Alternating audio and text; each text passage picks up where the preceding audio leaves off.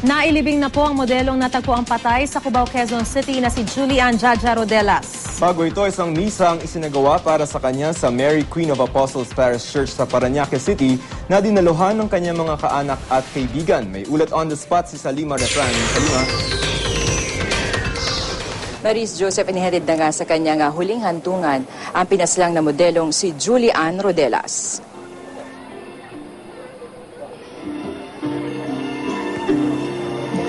Alas 8:40 na umaga nang ilabas mula sa kanilang bahay sa Las Piñas City ang labi ni Rodelas. Hindi na napigilan ang emosyon ng kanyang mga kaanak at kaibigan. Lahat sila hindi pa rin tanggap ang mapait na sinapit ni Julian. Sigaw nila, hustisya para sa dalaga. Nakaputi ang kanyang pamilya at ang lahat na nagmamahal kay Julian. Pagdating sa simbahan, inihambing ng pari si Julian sa isang bulaklak na maagang kinuha ng Panginoon. Dapat daw maluwag itong tanggapin ng pamilya, gaano man kasakit ang pagkawala niya. Ang kuya ni Julian na si Alvin, nagpasalamat sa lahat ng nakiramay at sa lahat ng tumulong para mahuli ang mga nasa likod ng pagpatay sa kanyang kapatid.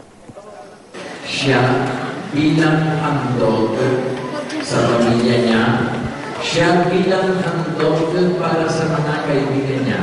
At ito ay isang magandang ispiri ng pag-asa para sa buhay natin. Napakabata na kapatid ko, pero kung taon napakalaki ng pangalan ko sa buhay, napakalaki ng pangalan niya sa aking pamilya. Kailangan na siyang sinabi ng isang kaibigan, napakawalang buhay. Naniniwala po kami na sa lalong madaling parang panahon, may sasarap po natin ang kaso. Mahuhuli po natin yung dalawang walang hindi pa nahuli.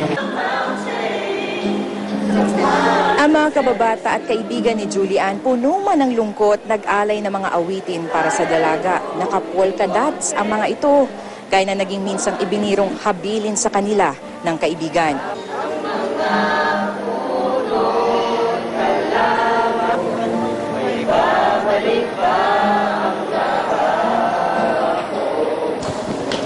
Ang mga polis Quezon City na tumutok sa kaso ng kanyang pagpatay ang siyang bumuhat sa kabaong ni Julian.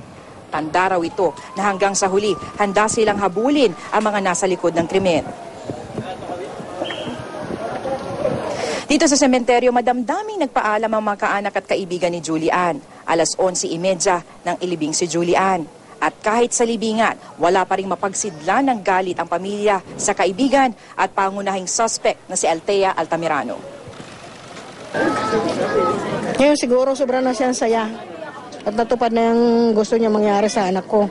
Pero masakit ang sasapitin niya sa piitan.